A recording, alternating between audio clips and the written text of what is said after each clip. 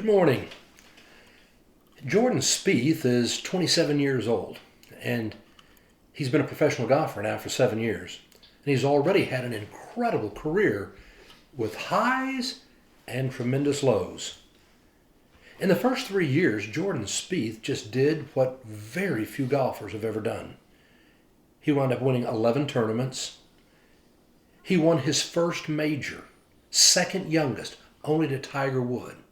And he tied the course record at the Masters with a -18 with Tiger Woods. Within his first 3 years, he had already won 3 majors.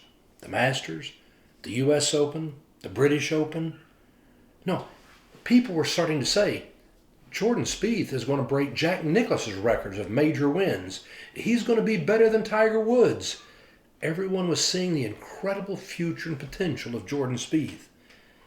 He'd been ranked number 1 in the world. And then the wheels came off. Nobody really knows why. He just couldn't keep it in the fairway anymore. His golf game began to go down. In the end, he finally fell to where he was ranked 85th in the world. He'd been number 1. Going out and winning tournaments just seemed so easy. He went over 3 years and had not won a tournament. And the question he heard over and over again, what's happened to you? What's happened to your game? Where is the Jordan Spieth we once knew? Can you imagine how hard that would be? To have had such success, to be at the top, and then to be falling, and to have that question over and over again. But he kept such a spirit of humility and a spirit of steadiness, and I think there was 3 good reasons why that happened. When John Fields came to try to recruit him to go to the University of Texas, he said it was fascinating coming into their home. Jordan was already this super golfer who had won so much, and when they came into the living room, he said there wasn't a single trophy. All the trophies were in Jordan's room. His parents said, "You're not better than anybody else. You're not more important than anybody else than your sister or your brother."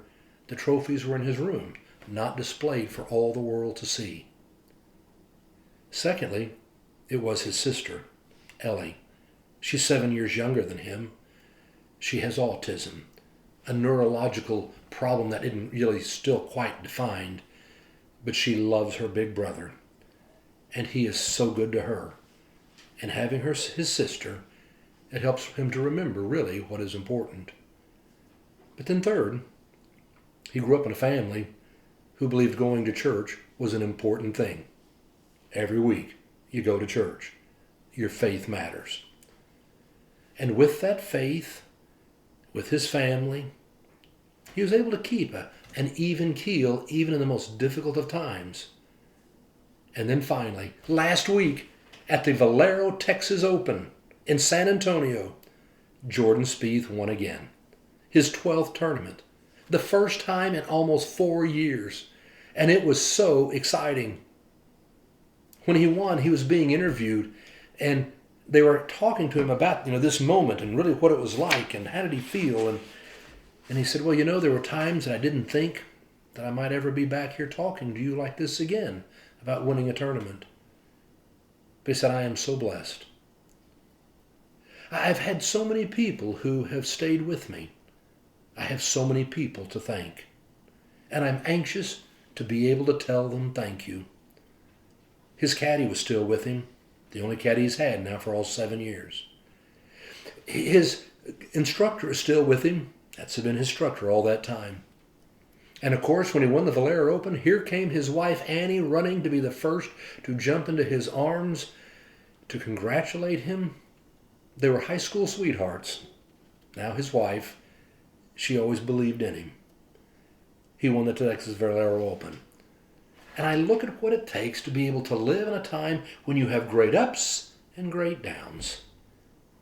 Faith, family, friends, to understand a perspective of life. Jordan has it all.